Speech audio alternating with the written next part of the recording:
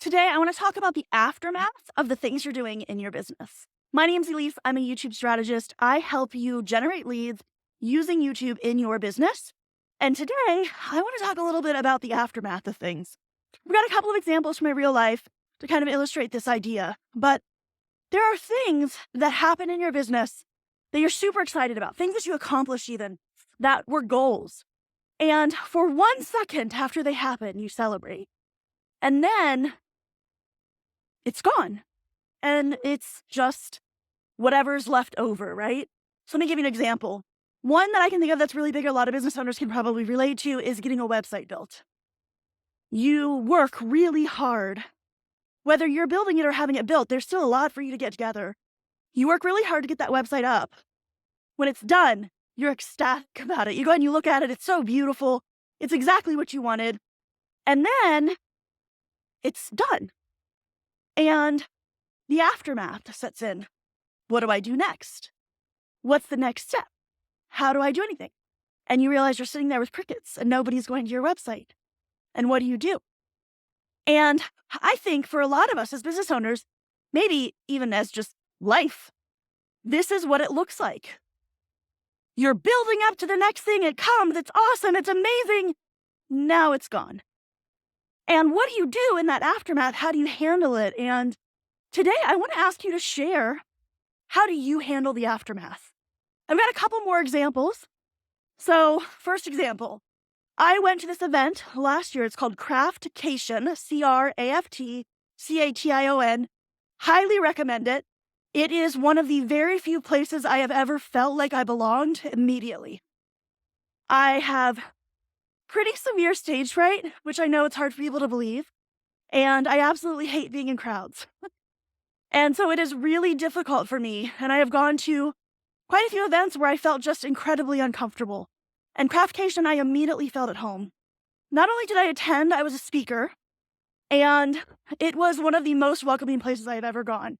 So if you are a crafter, or if you'd love to just experience some classes where they teach you really cool craft things, you should attend. It happens in April every year. I highly recommend it. I went to that event, and it was nerve-wracking to get there. And I worked my butt off to get the speech together and submit my books to be sold and all of those things. And I make it there, and it was one of the most amazing things I've ever done for myself outside of my family. And then I got sick when I was there, and I came home, and the aftermath of the event was, it's over. Now I've got all this luggage and all this stuff I've got to deal with. I'm ill. And it was an amazing thing, and I took a lot of work, but then it was done. It was just like, well, now it's done. And with something like that, you can connect with people and then follow up with them after the fact. So there are steps you can take to still keep that connection. And so sometimes you can kind of do something about that aftermath. And sometimes you just sort of have to accept it for what it is. So I'll give you another example. This is a personal life example. My daughter is turned 18 today. Today is her 18th birthday. And yesterday I took her to the dentist. I know, perfect timing. And she had to get a filling done. And I had to fill out paperwork. And it occurred to me while I was there that this is the last time I'm going to have to sign for her, because she's 18 and she'll be signing for herself from now on. And this morning when I was talking to her while I was driving her to school, she said that it makes her feel bad because she knows how sad her dad and I are that she's, growing up and leaving us. But that she also feels like it's not like there's really another alternative, because if she didn't go off and do what she needed to do, that would be a disappointment also, and live her life, right? And it kind of feels the same way to me. It's the aftermath of having a child who's going away. It's the proud, but also sad moment of having done the thing. Sorry, I'm trying not to be too emotional, but I feel like that same feeling happens a lot for us in business. It's like you birthed this thing, you did this awesome thing, you spoke at an event, you went to an event, you built a website, whatever it is, and you're so proud of it, but then there's this sort of like letdown, like, well, now I did it, what do I do now? And so I guess my point today is, We all know as business owners, there are ups and downs, and there are proud moments and sad moments and everything in between. And sometimes they come at the same time. And you need to do whatever you need to do get past that. So for me, I have an event planned, and I'm working my butt off to do whatever the thing is. It's a sale, it's an in-person event, it's a whatever. I'm working my butt off to get to it. I have to remember to take a moment while I'm there to just enjoy what's going on. And then have something else that I can look forward to next.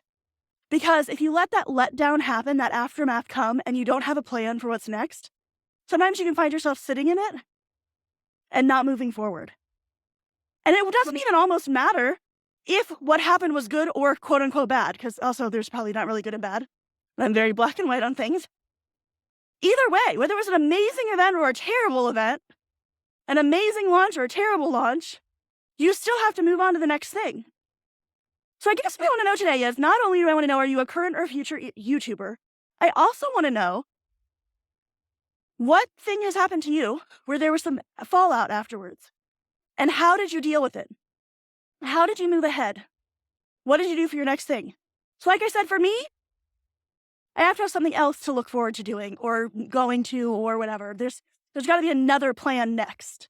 And if I don't have that next plan, sometimes it stalls me when I get through the first one. I'd love to also hear your stories. So share with me if this resonates with you. Tell my daughter happy birthday. I'll show her all your comments. Her name's Olivia. She turned 18 today. Guys, that's really all I have. I just want to encourage you that you don't have to stop, but sometimes it's good to recognize what's happened, right? Take that moment to be excited about the website. Take that moment to sit back and go, I did that thing. I'm doing that thing. It's amazing. We need those little wins, and then we have to be able to take steps forward. Guys, I just am so glad we get to live our dreams together every single day. I hope to see you tomorrow. And yeah, that's it. Bye.